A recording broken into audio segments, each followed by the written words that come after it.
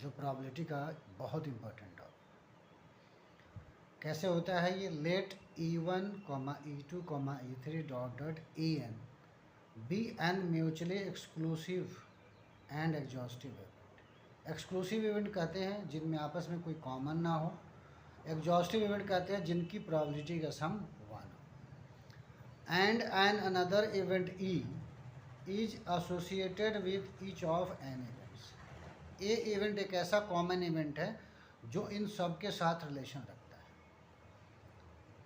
Then probability of any one of n event. तो इस situation में E1 से लेकर के En तक के इवेंट में किसी एक की प्रोबेबिलिटी अगर निकालनी हो, कंडीशन क्या है? When E has already occurred, जबकि ए पहले अकर हो चुका है। जो कॉमन इवेंट हमने लिया था ये पहले अगर अकर हो चुका हो तो उसके बाद इसमें से किसी एक के अकर होने की क्या प्रोबेबिलिटी होगी, ये बेस थ्योरम कहलाता है।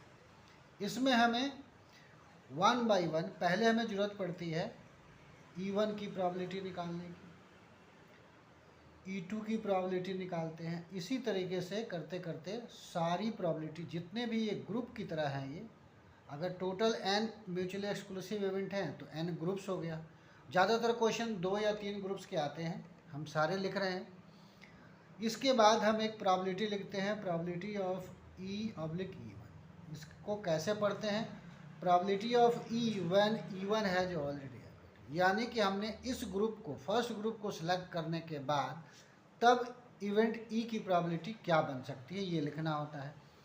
इसी तरीके से E/E2 लिखना होता है और ऐसे करते करते पूरे n इवेंट्स तक E/En हमें लिखना होता है। ये सारे इवेंट्स लिखना होते हैं। अब हमसे पूछा क्या क्या है? इसमें से किसी एक की प्रोबेबिलिटी निकालनी हो। मान लीजिए उसको हम इन जनरल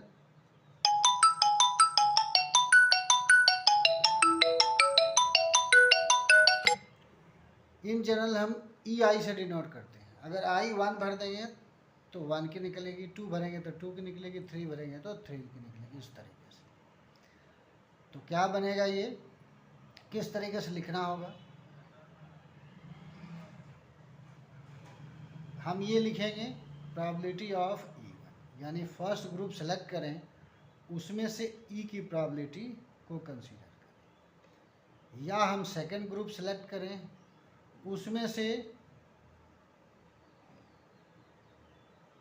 E की प्रोबेबिलिटी निकालें। ऐसे करते करते हम लास्ट ग्रुप सेलेक्ट करें, इसमें से E की प्रोबेबिलिटी हम निकालें। तो जो प्रोबेबिलिटी हमको चाहिए वो या तो फर्स्ट ग्रुप से होगा या सेकंड ग्रुप से होगा, ऐसे करते करते, या nth ग्रुप से होगा। इसी में से किसी एक ग्रुप की प्रोबेबिलिटी पूछी जाएगी, जो क्या लिखना है? ऊपर लिखना है। तो कोई भी ले लेते हैं, मान लीजिए। तो ये क्या बना? E/EI और प्रोबेबिलिटी ऑफ। अगर I की जगह पे 2 भर दे तो सेकंड ग्रुप वाला इसमें से ऊपर हो जाएगा, 3 होता तो थर्ड ग्रुप वाला ऊपर हो जाता। इस तरीके से हम बेस थ्योरम की प्रोबेबिलिटी लिख सकते हैं।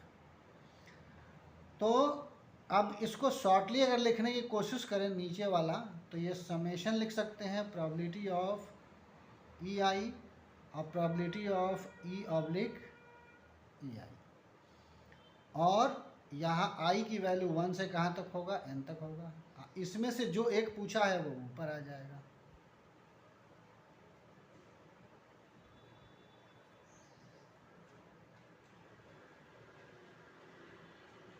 ये देखें यहाँ पर, तो किसकी प्रोबेबिलिटी बन गई? प्रोबेबिलिटी ऑफ EI/E बन गई। तो जो यहाँ लिखा है वही यहाँ लिखा है। नीचे क्या फ़र्क है इसमें? 1 से लेकर के n तक सारी प्रोबेबिलिटी का सम है ये, और जो पूछा जाएगा वो प्रोबेबिलिटी हमारा कहाँ लिखा जाएगा? ऊपर लिखा जाएगा। अगर E की प्रोबेबिलिटी अगर निकालनी हो, सिर्फ E की, तो ये नीचे वाला पोर्शन हो जाएगा जो नीचे यहाँ पे लिखा हुआ है। तो ये बनेगा प्रोबेबिलिटी ऑफ EI और प्रोबेबिलिटी ऑफ E/EI। इसको बोलते हैं लॉ ऑफ टोटल प्रोबेबिलिटी।